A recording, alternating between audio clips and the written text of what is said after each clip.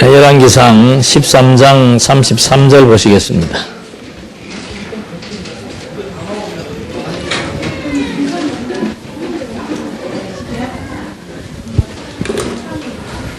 열왕기상 13장 33절.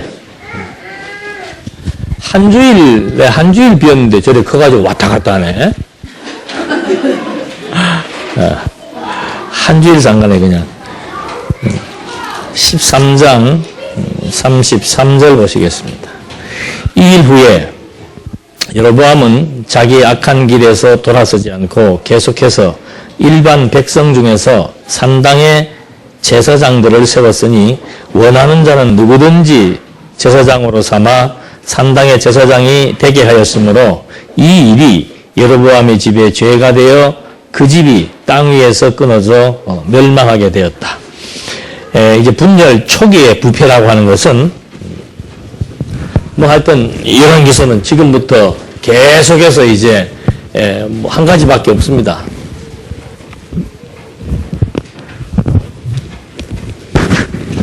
남북이 부패되어지는 부패상에 대한 내용이 이제 본문 내용의 전반적인 흐름입니다. 그래서 분열 초기는 바로 남쪽 유다는 르호보암, 북쪽은 여로보암.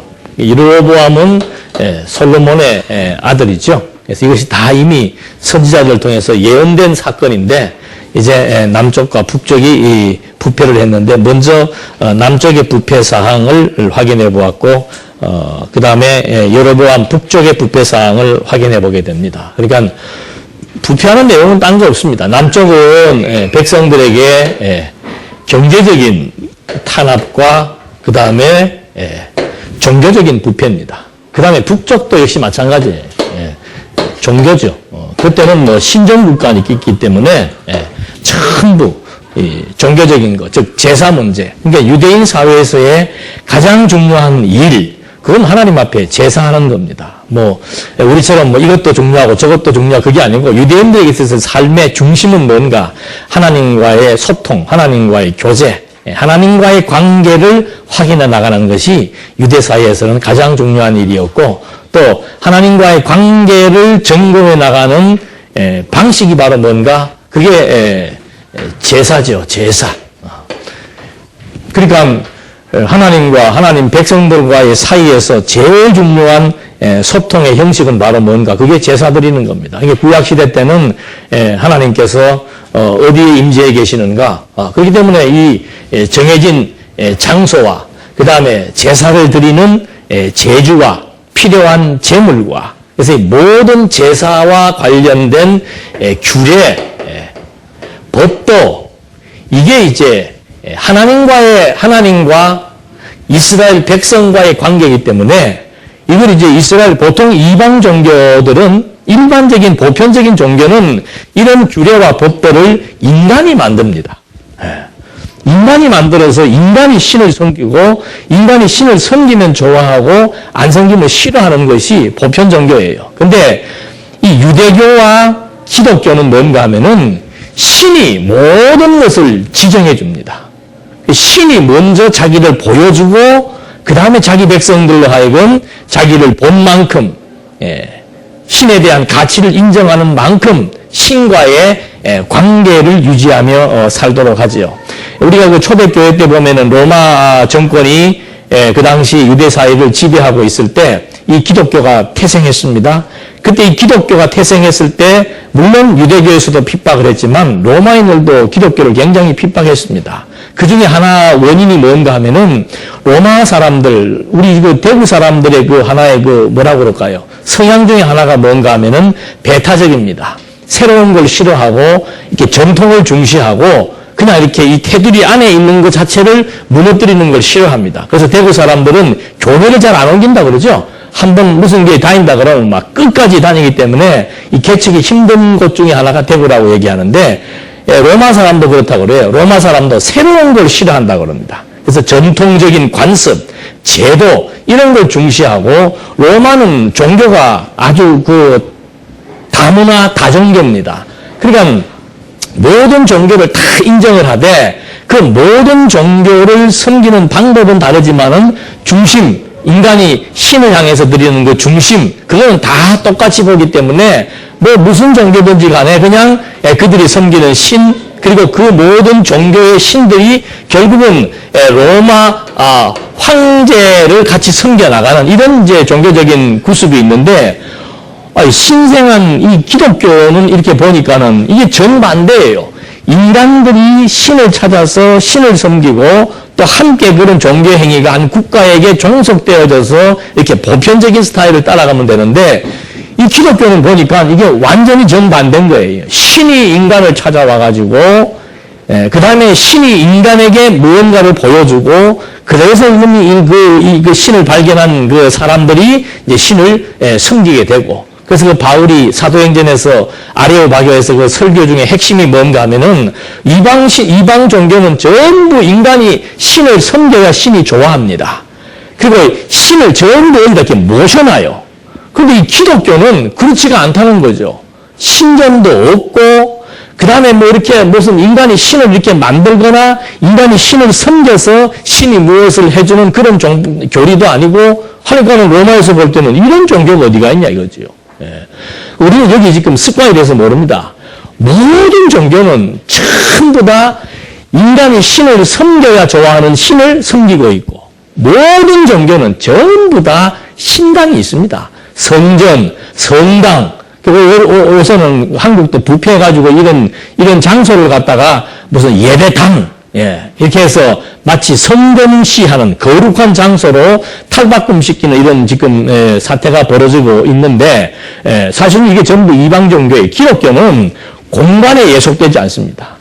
그리고 기독교는 인간이 신을 섬겨야 신이 만족하는 그런 신을 섬기는 게 아니고, 완전히 신이 인간을 찾아와서 인간에게 당신의 모든 것을 보여주고, 그러니까 유대교도 마찬가지였어요. 예수님이 오시기 이전에 구약 사람들도 하나님이 먼저 나타나가지고는 이스라엘 백성의 열조인 아브라함 불러갖고 하나님이 일방적으로 약속하고 하나님이 그 약속 지켜주고, 약속의 때가 되니까 또 모세 불러가지고 도전하게 하고 해방시켜주고, 전부 하나님이 일방적으로 해나가시는 겁니다.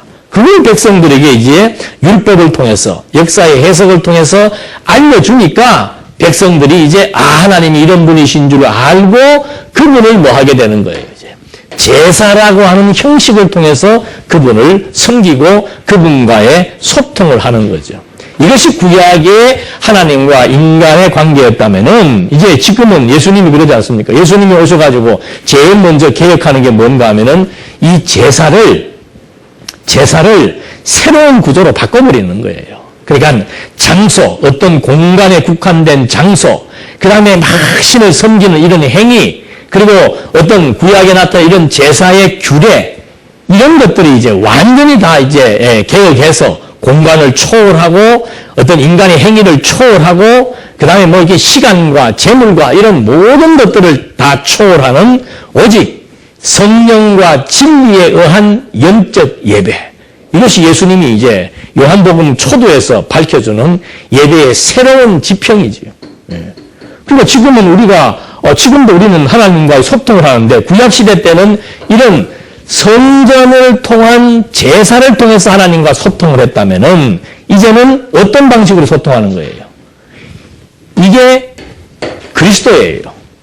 그리스도를 통해서 이제 하나님과 성도, 그래서 내가 내 안에, 너희가 내 안에, 너희는 나를 위하여, 나는 하나님을 위하여, 이런 이제 3단 논법에 의해서 예배의 완전 형식이 바뀌어버린 거죠. 그리고 지금은 구약 때처럼 무슨 시간 정해놓고 제사를 드린다거나 짐승을 잡는다거나 어떤 정해진 공간에 나와서 제사를 드리고 예배를 드려야만 이것이 예배다라고 하는 이런 규정이 없어져 버린 거예요. 이제는 완전히 그리스도가 당신은 안 계시니까 당신의 영인 성령을 보내주어가지고 영과 신령과 진정이라고 그랬잖아요. 신령은 당신이 보내실 성령입니다. 진정은 바로 뭔가? 그게 진리의 말씀이에요. 그러면 성령께서 진리의 말씀을, 성령 보혜사의 역할이 뭡니까? 모든 것을, 그리스도에 관한 모든 것을 가르치고 생각나게 한다. 그게 누가 하는가? 그게 보혜사 성령이 하는 거예요. 보혜사 성령이 오셔서 진리, 예수가 곧 길이요 진리요 생명이잖아요. 그 진리 대신 그리스도에 관한 모든 것을 가르치게 해서. 왜? 그리스도를 통해서 누구를 볼 수 있고 알 수 있기 때문에. 하나님의 존재는 그리스도를 통해서 볼 수 있고 그리스도를 통해서 확증할 수 있기 때문에 그리스도에 관한 모든 지식, 참된 진리를 공부하지 않으면은 하나님과의 관계 소통이 단절되는 겁니다. 구약 때는 짐승 잡아서 레위 지파 제사장이 피를 뿌려서 하나님과의 소통을 유지했다면은 지금은 이제 아예 그리스도를 통해서 하나님과 인간 사이에 중보 역할을 하신 그리스도께서 어떤 분이신가, 이분이 무엇 때문에 오셨고 무슨 일을 하셨고 하신 그 일의 의미는 무엇인가, 그거를 이제 성경을 통해서 하나하나 확인하게 되는 작업, 이 과정이 바로 예배 생활이에요. 그러니까 성도의 신앙생활이라고 하는 것은 뭔가 이런 국한된 동산교회라고 하는 이런 공간 속에서 생활하는 것이 성도의 신앙생활이 아니에요.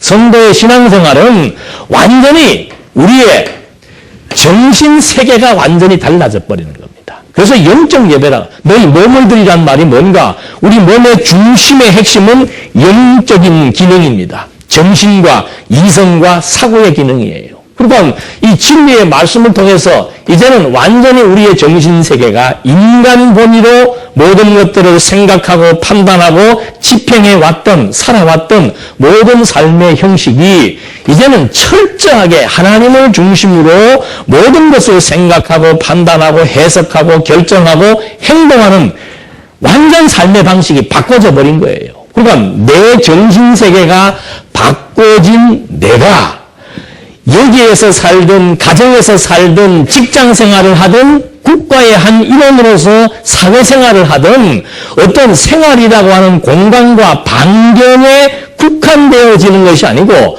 근본 나라고 하는 것 자체의 변화에 의해서 그냥 내가 살아가는 삶 모든 것이 예배생활로 이제 완전히 승화되어 버리는 거라 그 말입니다. 그러니까 언제 어디에서 있든지 간에 이제 정신세계가 하나님을 중심으로 판단, 해석, 생각, 결단하면서 생활하느냐, 이것이 올바른 성도의 신앙생활을 가리키는 것이지, 물론 교회 와서 여러분들이 뭐 봉사하고 희생 다 맞아요. 이것은 아니고 저것은 맞다 이런 게 아니고 이것도 영적 예배에 의한 신앙생활이고 여러분들이 가정생활도 마찬가지예요. 교회에서는 열심히 막 교회 뭐 하나님을 위해서 열심히 충성 봉사하는데 가정에 가서는 가정에서 내 위치와 내 할 일이 있단 말입니다. 그러니까 나라고 하는 사람이 이게 가정이든 어떤 교회든 직장이든 사회든 어떤 공간에 있든지 간에 내 어떤 가치 기준과 삶의 목표와 목적과 방향에 따라서 이제는 생각과 태도가 달라져 버리는 삶, 이것이 성도의 신앙생활이라 그거죠. 그러니까 여기서는 단지 이걸 갖다가 한 5개의 범주로 나눈다면 5분의 1에 해당되는 것이 지금 오늘 이 시간이에요. 그러니까 이 시간은 뭔가 혼자 공부할 때 애로사항이 있잖아요. 그래서 이제는 단체가 모여서 공부도 하고 또 한 6일 동안 우리 각자 주어진 다른 삶의 양식이잖아요. 그 속에 살면서 경험했던 여러 가지 많은 문제들, 고민들 서로 또 토론도 하고 대화도 해나가고, 그리고 우리가 집단으로 모여서 또 해야 될 일이 있다면은 무슨 일이 있는가? 우리가 나 혼자 하는 일보다 같이 힘을 모아서 해야 된다면은 무슨 일이 있는가? 이런 것들을 서로 찾고, 그 다음에 우리 애들을 가정에서도 물론 종교교육을 시키지만은 또 거기에 한계가 있다 보니까 또 교회라고 하는 이런 시스템 속에다가 우리 아이들을 맡겨서 교육도 시키고, 이런 다양한 어떤 프로그램과 문화가 있다는 거죠. 그런 것들 중에 하나인 것이지, 교회에 와서 생활하는 것은 절대적이고, 직장 생활이 중요합니까? 교회 생활이 중요합니까? 그러면 대부분 어디가 중요하다 그래요? 어디가 중요해요? 직장 생활, 교회 생활이 중요하죠? 그럼 직장 생활은 대충 해도 됩니까? 아니에요. 그냥 어떤 공간이 중요한 것이 아니고, 내가 중요한 거예요, 내가. 내가 어떤 정말 변화된 의식을 가지고, 내가 어떤 신앙관을 가지고 직장 생활을 열심히 하고 가정 생활을 열심히 하고 교회 생활을 열심히 하고 학교 생활을 열심히 하느냐, 그게 중요한 것이지. 여기에 교회라고 하는 데는 비중을 한 60% 두고 가정 한 30% 두고 직장 한 20%, 이것도 비정상이에요. 다 똑같이 소중한 거예요. 왜? 거듭나고 중생해서 하나님을 경외하는 내가 가지고 있는 그 변화된 인식과 사고의 기준을 가지고 살아가는 삶 자체가 중요한 것이지, 내가 직장 생활하는 삶하고 가정 생활하는 거하고 교회 생활하는 거하고 무슨 의미가 다르고 형식이 다르고 방식이 다르다면은 그게 이중적인 생활이 되는 겁니다. 그러니까 우리 그리스도인들은 이렇게 구약 시대는 모형적인 시대예요. 모형적인 시대니까 반드시 예루살렘이라고 하는 장소, 지정된 장소가 있습니다. 그리고 아무나, 여기는 보니까 아무나 자원해서 제사를 드리잖아요. 아니에요. 반드시 제사를 드릴 수 있는 레위 지파가 있단 말이에요. 아론 지파와 레위 지파가 성전에서 봉사하는 지파를 따로 만들어 놓은 거예요. 그리고 그 사람들이 제사에 이런 여러 가지 많은 규례들도 인위적으로 뭐 자기 마음대로, 우리는 보면은 뭐 이제 구정 때 제사들 드리는 집들 있잖아요. 보면은 집집마다 다 다릅니다. 집집마다 다 다르고 지방마다 다 달라요. 그런데 여기는 안 그래요. 12지파 종족들이 모인다 할지라도, 어느 지역에 사는 사람이라 할지라도 제사 드리는 규제는 통일되어 있는 거란 말이죠. 이게 왜 그런가? 하나님 알게 하기 위한 하나님의 자기 계시의 방식인 거예요. 이것이 구약시대의 제사의 방식, 하나님과의 소통의 방식이라면은 신약은 이런 모형적인 것들을 다 탈피해서 근본을 바꿔놓는 겁니다. 근본. 그래서 예수님이 오셔가지고도 계속해서 사람이 거듭나지 않아야 하면은, 하나님 나라의 백성이 될 수 없고 하나님 나라를 갈 수도 없고 볼 수도 없다. 그 말의 의미는 뭔가? 이제는 그의 죽은 영혼이 살아나서 정신과 이성과 사고의 기능이 완전히 인간 본위에서 하나님 본위로 바뀌어지는 그런 정말 근본적인 변화가 없다면은, 생명의 변화가 없다면은 그건 어떤 행동을 하더라도 그건 의미 없는 삶이 된다. 그러나 의미 있는 삶이라는 것은 바로 뭔가 이 근본이 바뀐 자가 이제 주어지는 다양한 삶의 형식과 공간 속에서 정말 하나님이 어떤 분이신지 가지고 있던 그 모든 진리에 의한 지식의 힘에 의해서 각자에게 주어진 삶을 이제 최대한 열심히 살아가는 그런 삶의 양식들이 바로 성도들이 살아가는 삶의 정말 성도의 신앙생활이라고 하는 거예요. 그러니까 다 중요한 거예요. 다 중요한 거. 그 중요하다는 포인트는 어디에 있는가? 아까도 말씀드린 대로 우리의 정신이 바로 정신 기능이 뭡니까? 혼적 기능이 정신, 이성, 사고라 그랬잖아요. 이것이 이제 정확하게 바뀌어질 때, 제가 어저께도 밤에 그 EBS 방송에서 요즘 그 젊은이들이 고뇌하는 그런 것들을 찾아 나가는 거. 그건 뭐 주제는 자아를 찾는 거예요. 내가 누구인지, 내 정체성이 뭔지, 도대체 나는 무엇 때문에 이 일을 하는지, 내가 왜 공부를 해야 되는지, 나는 지금 도대체 앞으로 무엇을 하기 위해서 내가 현재 이렇게 열심히 살고 있는지, 그걸 이제 각자 멘토들이 나타나가지고는 이제 1대1 멘토, 멘티를 정해가지고 여러 가지 프로그램들을 통해서 그걸 찾게 하는 거죠. 그러니까 의식이 있는 생각을 조금 가지고 사는 젊은이라면은 100% 당황할 수밖에 없습니다. 그러니까 자기의 과거에 대해서 한번 생각하고 써보고, 현재에 대해서 생각하고 써보고, 미래에 대해서 생각하고 써봐라. 내 과거의 일을 내가 어떤 기준에서 평가하고 해석하고 있는지, 현재 나는 무엇 때문에 지금 이 일을 하고 있으며 무엇 때문에 이렇게 살고 있는지, 앞으로 나는 무엇을 위하여 나는 살 것인가, 이런 것들을 한번 생각해 보라 하면서 여러 가지 많은 이제 프로그램에 의해서 진행을 해 나가던데, 핵심은 뭔가? 서울대 법대를 다니는 학생이나 지방에서 찌질한 데, 이건 이제 그 표현을 그대로 쓰는 거예요. 그냥 지방대학은 나쁘다는 게 아닌데, 그 학생들 스스로가, 여기 전부 지방 사람들이잖아요. 지방대학에 다니는 학생들 스스로가, 지방대학인 나는 서울에 있는 수도권 대학 학생보다 우월하다, 열등하다. 다 열등감 가지고 있는 거예요. 표정들 어둡게 하지 마십시오. 열등할 거 하나도 없어요. 그럼, 좀 공부를 잘하는 애들은 우월감 가지고 있고, 못하는 애들은 열등감 가지고 있고, 환경이 괜찮은 애들은 우월감을 가지고 있고, 못한 사람들은 열등감 가지고. 그 기준이 뭡니까? 학생 때는 대학이에요. 어느 대학 따있느냐? 그 다음에 어른이 되면은 뭡니까? 직장이에요. 삼성이냐? 뭐 현대냐? 아니면 중소기업이냐? 아니면 무슨 개인 조그만 간행업 하는 데냐? 그거에 따라서 내가 어떻게 되는 거예요? 평가되는 거예요. 저는 그거 보면서 참 가슴이 많이 아팠고, 왜? 보니까는 별것도 아닌데 막 혼자 막 북경대 다니니까 이건 막 북경대학은 거의 중국 전역에 있는 각 고등학교 1등짜리 배우는 데가 북경대예요. 그 얼마나 세상 말로 하면 얼마나 교만하겠습니까? 자만하고 실제 그대로더라고. 막 스스로 그냥 그거 요즘 애들 쓰는 용어로 잡뻑이라 그러더만. 예, 스스로 그냥 떡 깐다 그래가지고 본인이 최고인 거야. 누가 나를 감히 건드려? 내 과거에 공부 못해가지고 좋지 못한 대학 다닐 때는 사람들이 나를 우습게 보더니 내가 북경대학 다닌다 그러니까 전부 다 그냥 와. 서울대 법대 와. 근데 본인이 행복한가? 야, 충격이더라니까요. 그 북경대인 학생에 대해서 지금 자기가 가지고 있는 가치 기준을 쫙 자신 있게 설명하는데 모 기업의 인사 담당자가 그 가치 기준을 그냥 사정없이 무너뜨려버려요. 나는 당신 같은 가치관을 가지고 온 학생이 있다면 바로 그냥 떨어뜨려 버린다고. 그러니까 그 친구가 완전히 멘붕이 와버리는 거예요. 예. 나는 그것이 내 가치였고 내가 똑똑하고 공부 잘하고 좋은 대학 나왔고 그래서 나는 이 기업에 와서 내가 무엇을 하면서 내가 잘난 척을 할 것이고 우월감을 가지고 있을 것이고 여기를 리드할 것이고 필요 없다는 거죠.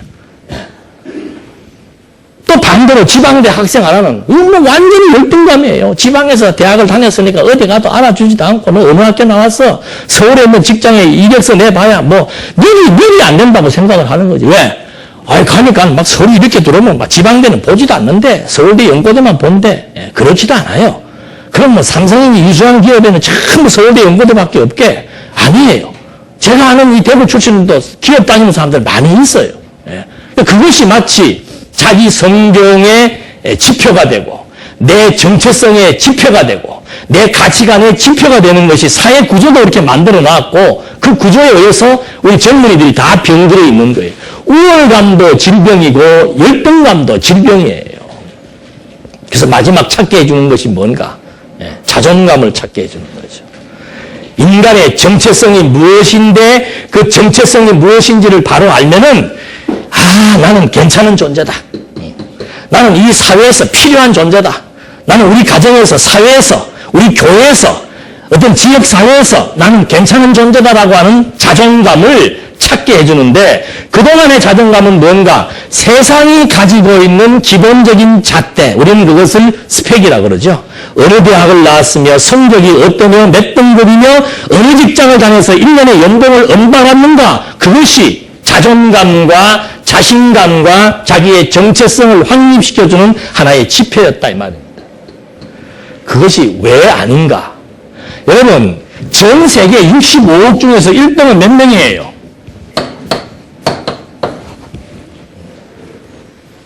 나머지 괜찮다고 생각하는 사람들은 전부 허위 지식에 속고 있는 거예요.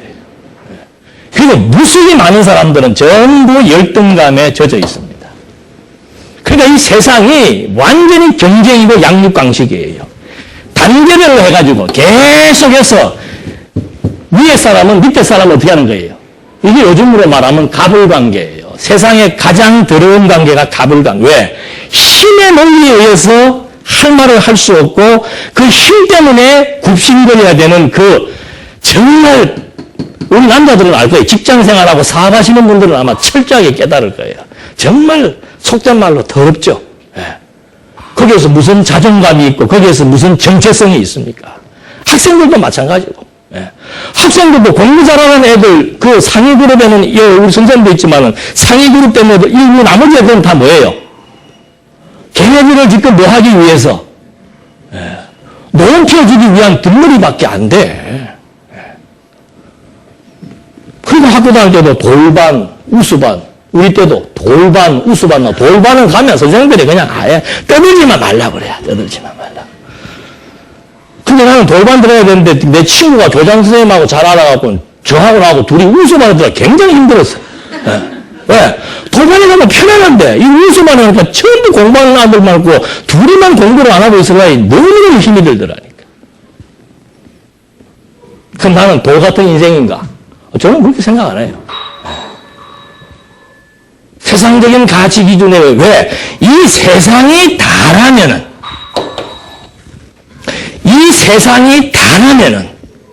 그리고 그리고 이 세상을 어떤 절대 기준이, 근데 이 세상은 절대 기준이라는 게 없습니다. 전부 상대적인 거예요. 상대평가예요. 예. 그러니까 이 평가 방식이 다른 거예요. 평가 방식이 다른 데서 나를 제대로 평가해 보려고 하니까는 그 평가가 바른 평가가 나옵니까? 안 나옵니까? 안 나오는 거예요. 그러니까 북경대 다니는 학생도 말 한마디에 모든 것이 다 무너져 버리고 서울대 법대는 최고 아닙니까? 아니 서울대 법대 다니는 재원도 속을 흔들기 시작하니까는 너무너무 속이 지금 공허하고 결국은 뭔가 내 자존감이 없습니다. 예. 내 정체성이 뭔지를 모르겠습니다. 나는 이 공부를 왜 하는지 모르겠습니다. 예. 기껏해봐야 뭐 열심히 공부해서 좋은 대학 나와야 잘 먹고 잘 산다? 그러면 행복하다라고 하는 허위지식이에요. 상대적 가치에 의한 거짓지식이란 말입니다. 그래서 온 인류가 지금 거기에 다 속아서 지금 막 살다가 마지막 가서는 전부 그냥 공허하고 허탈해서 예. 인생 참 의미 없다. 그거 미리 깨달은 사람이 석가 아니에요, 석가. 예? 더 깨달은 사람은 솔로몬이고. 그래서 저도 그걸 들어서 이게 무슨 해답을 주나 유심히 졸리는 눈을 부릅뜨고 예? 끝까지 들어보니까 결국은 딴 거 없어요. 예. 아, 내 정체성이 무엇인지 알고 싶고 정체성이라고 하는 것은요, 나와 너 사이에서는 이게 올바르게 안 돼요. 이분이 지금 변화되는 존재이기 때문에 나를 이분과 비교해서 찾으려고 그러면 언제 어떻게 바뀔지를 몰라. 예. 그래서 절대자 앞에서 서야 이 피조물은 내가 어떤 존재인지를 정확히 파악을 할 수가 있습니다. 절대자가 가지고 있는 가치 기준에 맞추어서 이 피조 세계를 판단해야 여기에서 무엇이 가치로운 것을 정확히 판단할 수가 있는 것이고요. 그래서 저는 그러잖아요. 이 말씀을 처음 깨달았을 때 너무도 강력하게 왔던 메시지가 뭔가? 내 자존감이었습니다. 나는 나다. 나는 이 65억의 인구 중에서 어느 누구하고 비교당하면서 또 내 스스로가 비교하면서 열등감이나 우월감을 느끼며 살 필요가 없다. 그걸 제일 처음 깨달았어요. 그래서 그때부터 사람들 의지하는 것을 별로 그냥, 예, 물론 순간순간 의지할 수야 있지요. 그러나 근본적으로 내가 사람에게 매여가지고 가불관계에 종속되어가지고 사람에게 종속되어져서 살지 않았단 말이에요. 돈에 종속되지도 않고 사람에게 종속되지도 않고, 예. 그냥 끌려다니지가 않고, 예. 수동적인 인간이 아니고 능동적으로 살 수밖에 없는 게 가난하든 못 배웠든 뭐 교인이 많든 적든 내가 건강하든 병약하든 주변의 사람들이 나를 많이 오해주고 인정해주든 인정해두지 않든, 예. 완벽하지는 않았지만은 그래도 그 나름대로 살아올 수 있었던 힘은 바로 어디에 있었는가? 그건 자존감이었습니다. 하나님 앞에 나는 나밖에 없었다는 거. 예. 아, 그래서 나는, 야, 이 사람들이 그렇게 돈을 많이 드는, 이거 하나의 방송에서 이렇게 하려면 엄청나게 투자해야 됩니다. 대단한 지식을 가진 사람들이 엄청난 투자를 통해서, 엄청난 시간을 통해서 어디서 방송에 한 1시간 넘게 내놨는데, 그 결론은 뭔가? 아, 나는 뭐 첫 시간 강의 들으면서 그게 그냥 완전히 꽂혀가지고, 지금까지 나는 하나님 앞에서 생각하고 판단하고 분석하고, 그리고 나름 하나님 앞에서 나를 평가하고, 그러고 살아왔지. 예. 아이고, 저 사람이 나보다 나은데 저 사람하고 경쟁해야지. 아이고, 우리 교회는 언제나 좀 부흥해서 옆집 교회보다 많아질까, 클까. 예. 그런 것 때문에 막 고민하고, 뭐 순간순간 그렇기 때문에 시험에 들 수 있겠습니다. 그러나 그것 때문에, 예, 밥을 안 먹고 사생결단하면서 고민하고 걱정하고 근심하고 염려하면서, 예, 내 인생은 왜 이렇게 찌질한가. 예. 모르겠어요. 저는 지금 당장 하나님이 불러가신다고 하더라도 우리 애들 앞에 아버지는 찌질하게 살았다 그러지 않을 것 같아요. 나는 정말 내 할 하나님이 주어진 일 최선을 다해서 해왔고, 그래서 감사하고, 아빠는 먼저 간다? 너희들도 곧 올 것이다? 열심히 살아라. 하나님 어떤 분이신 줄 알고 하나님 앞에서의 자존감을 찾고 하나님을 의지하면서, 이게 절대 가치예요. 그러니까 나는 그런 생각을 많이 해봤어요. 우리가 이 말씀 공부하면서 자꾸 하나님이 절대자고 하나님을 아는 것이 가장 가치롭고 그것이 인생의 의미고 그것이 나의 행복이고 하는 이 말들이 이게 그냥 말로 끝나는 건가? 이번에 손보호 교수가 그 강의의 핵심이 그런 얘기했습니다. 우리에게 믿음이 있다는 거죠. 근데 믿음이 있는데 그 믿음을 어떻게 측량할 수 있는가?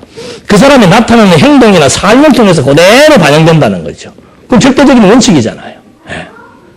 하나님을 알면서 하나님을 의지한다는 것은 내가 그만큼 기댈 때가 있다는 거예요. 인간은 약합니다. 무엇인가 의지해야 돼요. 예. 무언가를 의지하지 않으면 살 수 없도록 되어 있습니다. 그리고 하나님을 모르니까 자꾸 주변 환경을 의지하든지 사람을 의지하든지 돈의 힘을 의지하는 거예요. 권력을 의지하든지. 근데 하나님을 아니까 그런 것들을 움직이는 것이 누구예요? 예? 내 주변에 있는 모든 것들을 움직이는 것이 누굽니까? 그게 하나님이라고 깨달아 믿어지는 만큼 주변적인 상황이나 여건에 함몰되지 않는 것이고, 하나님이 그런 것들을 다 움직이고 조정한다는 것이 믿어지면은 나타난 현상이나 사건에 매이는 것이 아니고 그냥 하나님 보고 사는 거예요.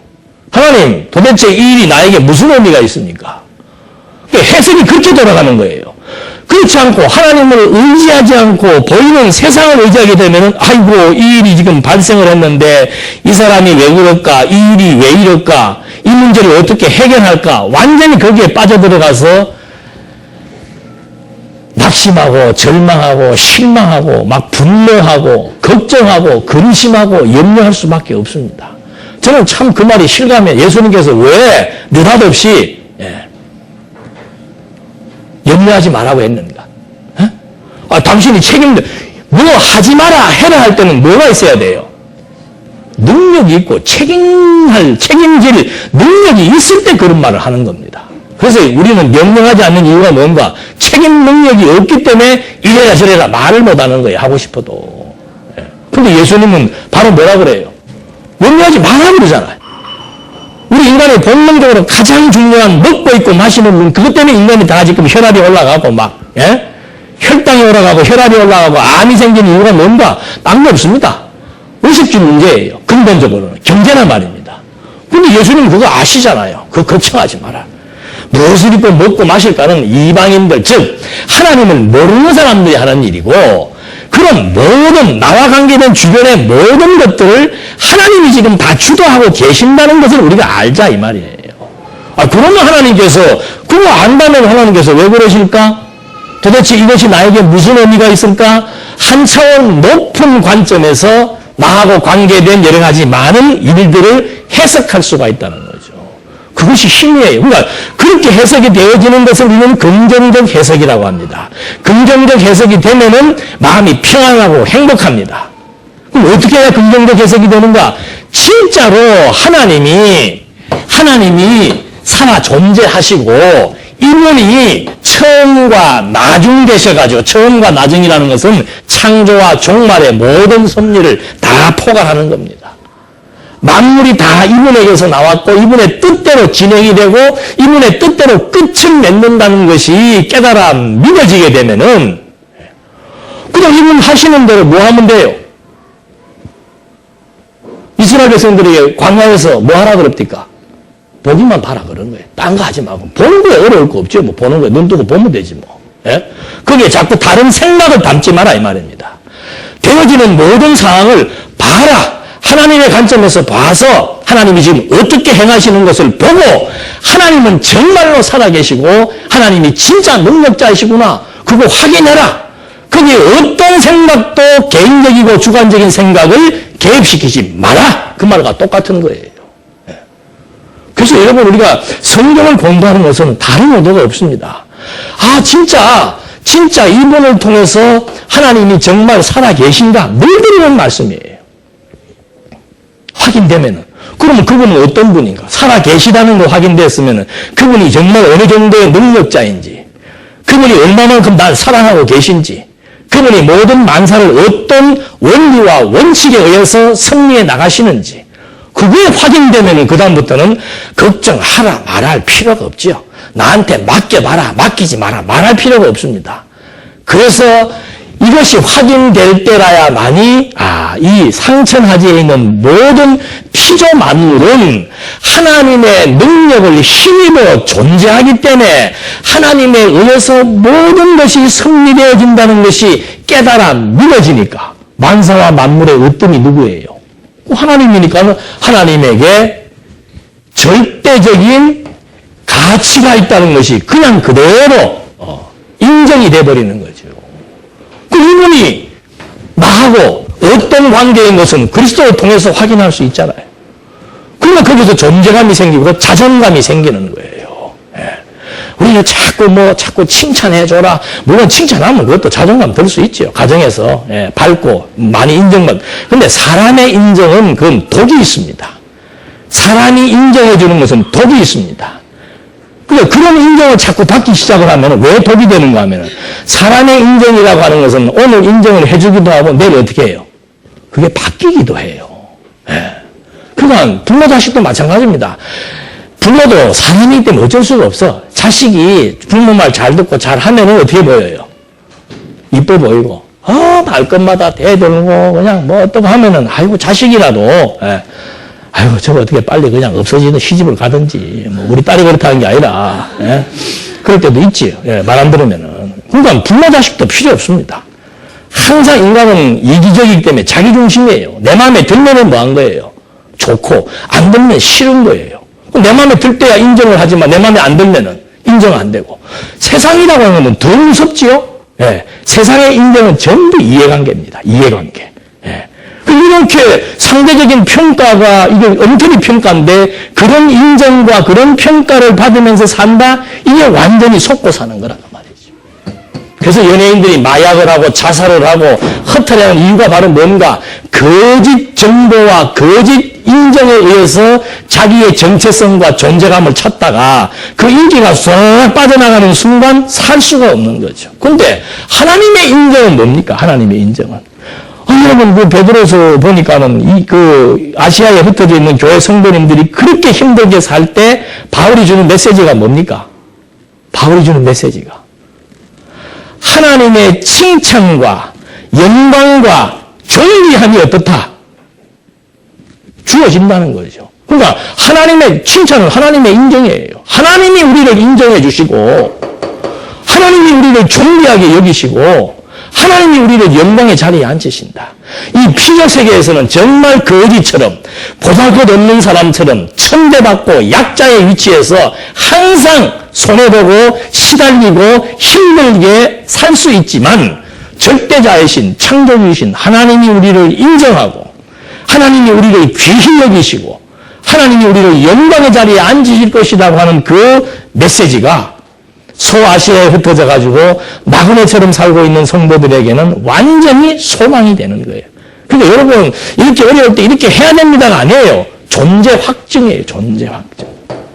존재 확증이 되었을 때 그분이 나에게 해주는 약속과 그분과 나와의 관계와 그분이 이 세계를 어떤 목적과 어떤 이유와 어떤 의미를 가지고 승리해 나가시는지에 대해서 확인하게 될 때 그때 이분을 의지하게 되고 의지함으로써 평안함이 생기고 힘이 생기고 존재감, 자존감이 생기고 어떤 환경과 여건 속에서도 비굴하지 않을 수가 있고 그냥 막 전망의 늪에 빠져가지고 막 이제는 자살해야 되겠다 이런 생각 들 것도 없고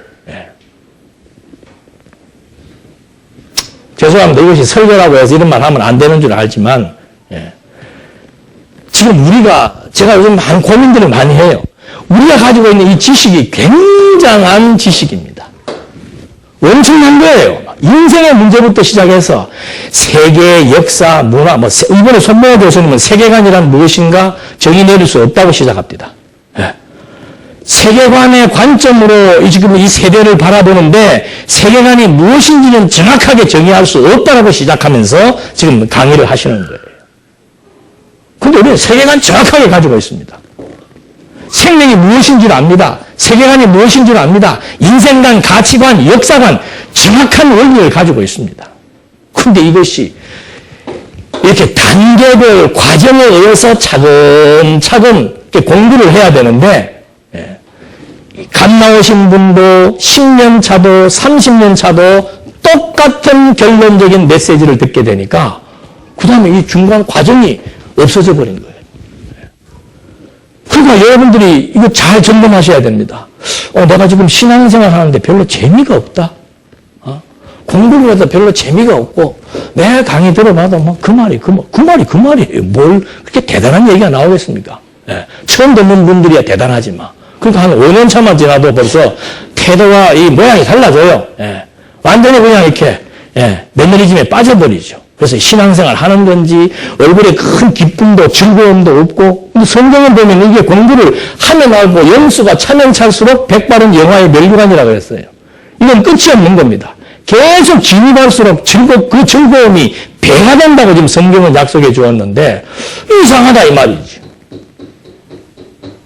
그래서 오늘 이렇게 자꾸 이 너무도 중요한 문제이기 때문에 여러분 이거 쉽지 않습니다. 우리의 젊은이들이 자기의 정체성을 찾고 자아를 찾고 내 존재감을 찾고 그거 쉬운 거 아니에요. 한번 애들에게 물어보십시오. 공부를 잘하든 못하든 그게 중요한 게 아니란 말입니다. 넌 도대체 무슨 가치 기준에서 살고 있고 너 자신을 어떻게 평가하고 있고 그래서 너는 앞으로 무슨 일을 하고 싶으며 그 일이 왜 하고 싶은가? 그것이 너에게 어떤 의미가 있는가? 이런 명절에 모이면은 고수톱치고 막 서로 딴 얘기 하지 말고 가족들끼리 앉아가지고 진지한 대화도 필요하고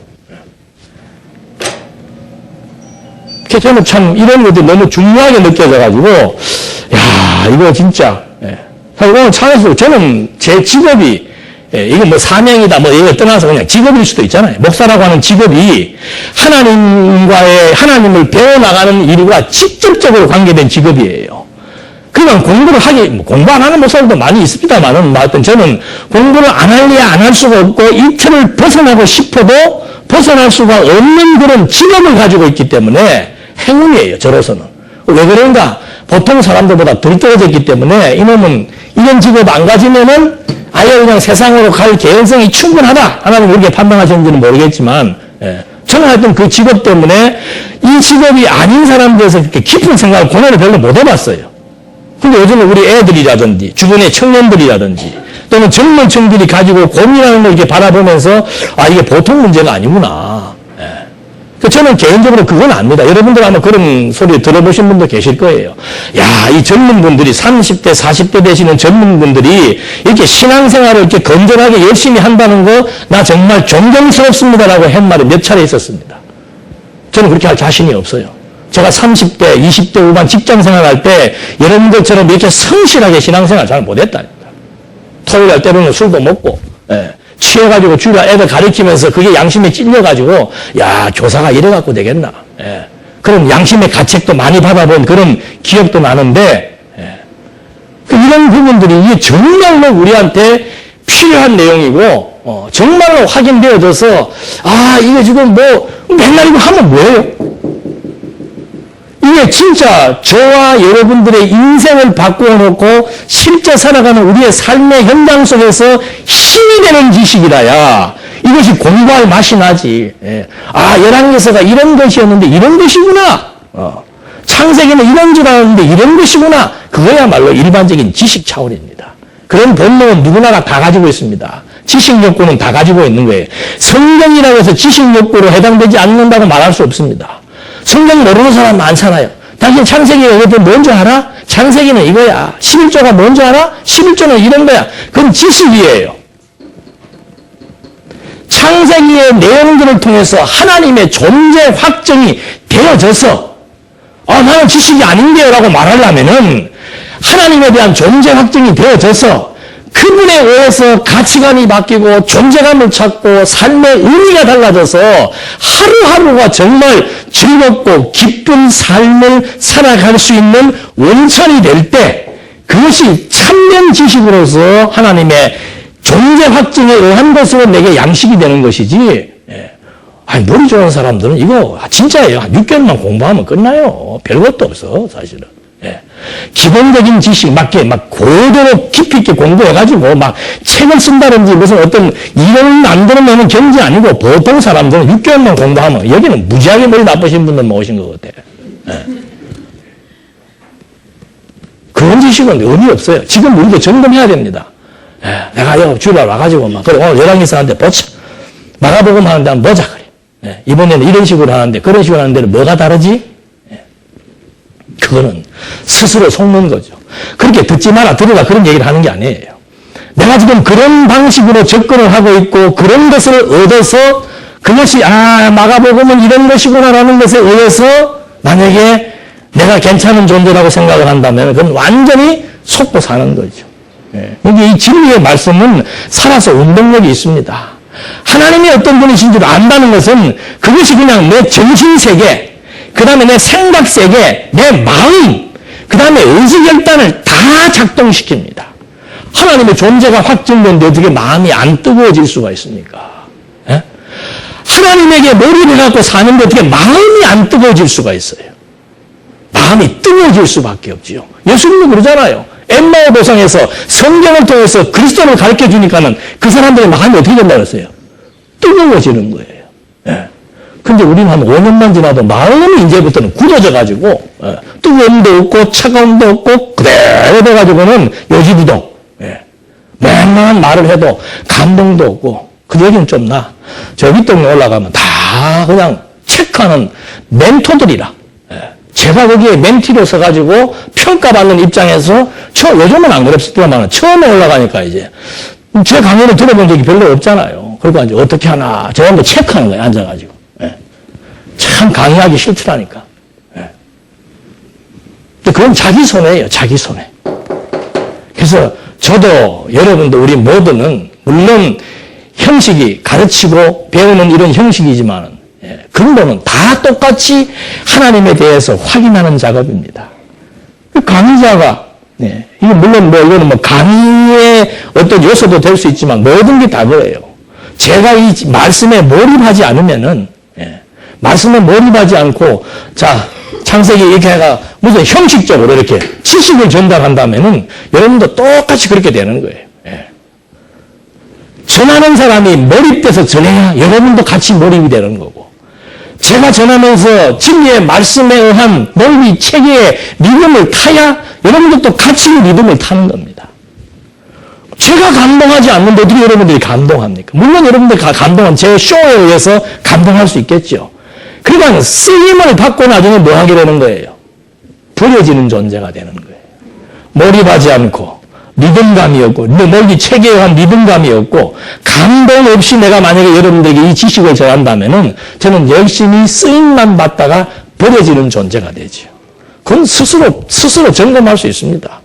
이렇게 전해놓고 내려오면 마음이 공허하고 그거는 완전히 엉터리죠. 그래서 어떤 목사님들은 한 잔씩 하고 올라온다 그러더라고. 신부들도 그렇고. 왜?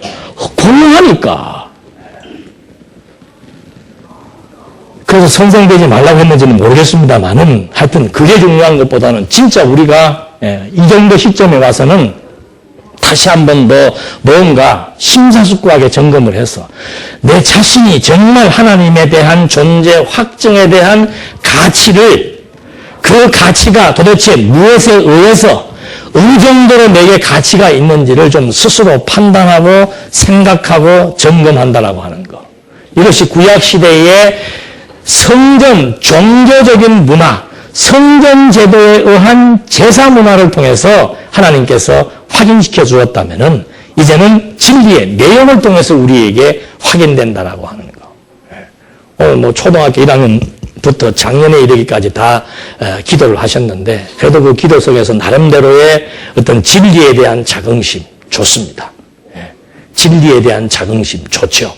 근데 그 진리가 진리로서의 이렇게 떨어져서 내가 구경하는 진리로서의 자긍심이 아니고 이 진리가 살아서 내 속에서 역동적으로 내 생각, 고착화된 내 생각을 다 파괴시켜버리고 모든 이론이 하나님 앞에서 다 파괴되어져 버리고 하는 그런 운동력에 의해서 그 진리에 대한 가치를 우리가 품고 산다면은 그 사람은 정말 행복한 사람이고 어디다 내놓고 무슨 일을 하더라도 지치거나 게으르거나 나태함이 없이 정말 하나님 앞에서 최선을 다하며 살아갈 수 있는 그런 삶의 요 과정이 있다라고 하는 거예요. 이걸 이제 앞으로 시간 될 때마다 제가 하나하나 좀 그때그때 좀 생각나는 대로 설명을 하면서 좀 강의를 하려고 합니다. 그래서 이런 부패의 결과 내용들은 뭐 일관되게 나옵니다만은 남북시대 부패의 핵심은 바로 종교적인 겁니다.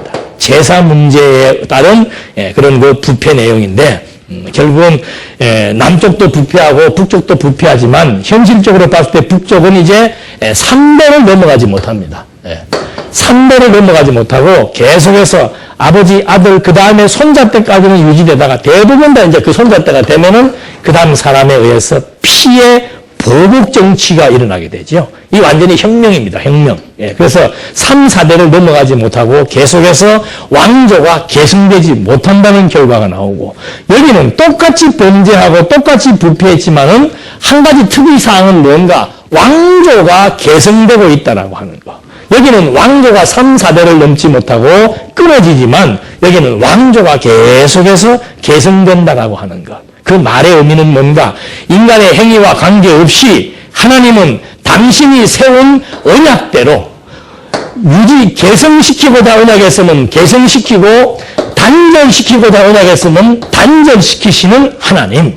그래서 단절되고 계승되는 것이 인간의 행위로 가면은 북쪽 남쪽이 다 단절돼야 되는데 인간의 행위에 의해서 계승되고 단절되는 것이 아니고 하나님의 언약에 의해서 계승되고 단절된다는 사실을 이런 역사적인 상황을 통해서 보여줌으로 말미암아 하나님의 언약은 반드시 이루어진다는 거죠. 다시 말해서 하나님께서 하늘에서 세운 뜻이 하늘에서 이루어진 것처럼 땅에서도 이루어질 것을 예수님이 기도한 것처럼 하나님의 뜻은 반드시 이루어지게 되어 있습니다. 그 하나님의 뜻 가운데 우리가 포함되어 있다라고 하는 것. 이것이 내 존재감을 찾을 수 있는 진정한 가치가 누구에게 있다는 사실을 알게 해주는 정말 멋있는 확정적인 이론 체계입니다. 그래서 이것 때문에 우리가 힘있게 사는 거예요. 예수 믿는 사람이나 안 믿는 사람이나 뭐 크게 본성 자체가 죄인이기 때문에 뭐 별 차이가 없어요. 근데 우리가 왜 하나님 앞에서 당당할 수 있는가? 당신 뜻이 바로 뭔가? 그 기쁘신 뜻이 바로 뭔가? 당신의 동일한 신령한 생명을 나누어 준 생명의 관계라고 하는 거죠. 이 땅에서 제일 중요한 관계가 무슨 관계예요? 육신적인 혈통의 관계 아닙니까? 그거보다 더 중요한 이 하나님의 생명을 바로 나눔을 받은 그의 지체가 된 이 관계라고 하는 사실. 이것이 도대체 나에게 21세기를 살아가는 우리들에게 어떤 의미로 다가오느냐. 이건 굉장히 중요한 의의가 있다고 보여집니다. 그래서 여로보암이 잘못한 죄로 인해서 이제 집안의 어려움으로 말미암아 집안이 몰락하게 되는데 그걸 이제 여로보암의 악한 행위라고 성경은 말하고 있는 겁니다. 그러니까 읽어드린 말씀대로 자기의 악한 길에서 돌아서지 않고 여로보암이 악한 길이라고 하는 것이 뭐예요? 악한 길이라고 하는 것이 하나님의 이 뜻인데 이 유다지파의 왕조는 이 유다지파의 어떤 행위와도 상관없이 반드시 지속성을 가지고 있고 실로가 오실 때까지는 유지된다는 것이 하나님의 뜻인데 그 뜻을 저버리고 자기가 왕조를 세우고 왕국을 세운다는 이것 자체가 악행이라 그 말입니다. 그래서 왕조 이탈을 한 이것이 바로 교만이고 그것이 바로 악한 길인데 거기서 돌아서지 않는다는 거죠. 그래서 시편 1편에 나오는 것이 뭐예요? 복 있는 사람은 악인의 꾀를 이게 악인의 꾀예요. 악인의 꾀. 죄인의 길에 서지 않는 게 이게 바로 죄인의 길이에요. 그러니까 악한 꾀, 악한 생각, 죄인의 길이라고 하는 것은 바로 뭔가 그게 고린도후서 10장 5절에 나와 있는 건덕이란 무엇인 것을 우리에게 설명해 주는 것과 똑같은 얘기예요. 건덕이 바로 뭔가 모든 이론을 무너뜨리며 그러니까 악한 것은 뭔가 하나님의 생각을 무시해버리고 뭐예요? 인간의 자기 생각을 앞세우는 것이 악한 생각이고 그것이 바로 죄인들이 향하는 길이다 그 말입니다. 그래서 바울이 고린도 교회가 왜 분열한 겁니까? 이 교회가 어떤 교회인지를 잊어버린 거예요 지금.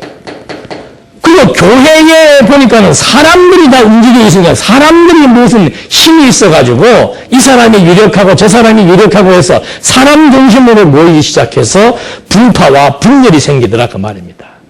이게 바로 악한 생각이고 죄인의 길이라는 거죠. 그래서 고린도서에서 바울이 하는 말은 모든 이론을 다 무너뜨리며 하나님 아는 것을 대적하여 높아진 것들을 다 무너뜨리고 그러니까 이것이 하나님 아는 지식이에요.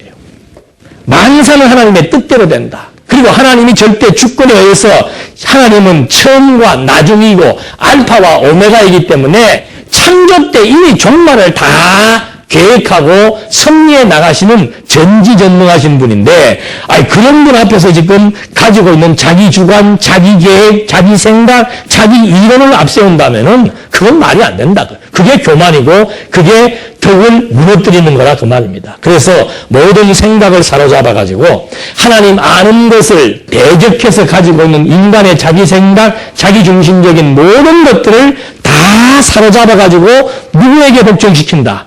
그리스도에게 복종시킨다. 그게 건덕이에요.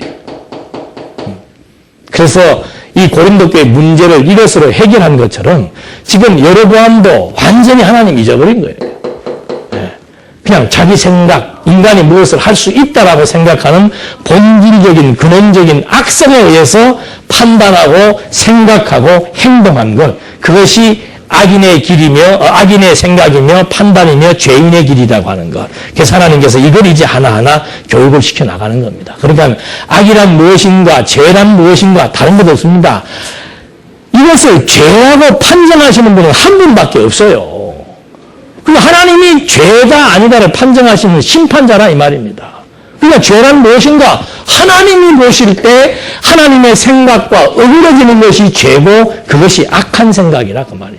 그걸 위해서 철저하게 규명해 나가면서 이 이스라엘의 분열 왕국을 통해서 하나님께서 악과 죄 그리고 중심에 서 있는 성전 제사의 의미 이걸 통해서 하나하나 이제 우리에게 확인을 시켜주고자 하는 겁니다. 기도하시겠습니다.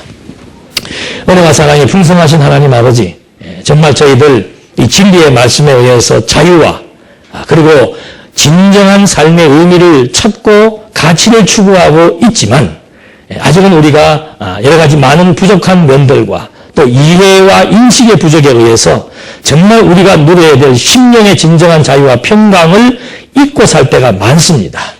진정한 진리의 말씀을 확인하게 해주셔서 정말 무엇이 가치롭고 왜 가치롭고 그것이 나에게 무슨 의미로 다가오는지를 진지하게 생각해 볼 수 있는 지혜와 명철을 주셔서 성경을 통해서 증거되고 확정된 하나님의 존재, 다시 한번 어떤 의미로 이해할 것인 것을 생각해 볼 수 있는 귀한 시간 허락해 주심으로 우리 모두가 정말 남은 여생 하나님 보시기에 선하고 아름다운 삶으로 인도해 주시기를 간절히 바라오며 예수님의 이름으로 기도드립니다. 아멘.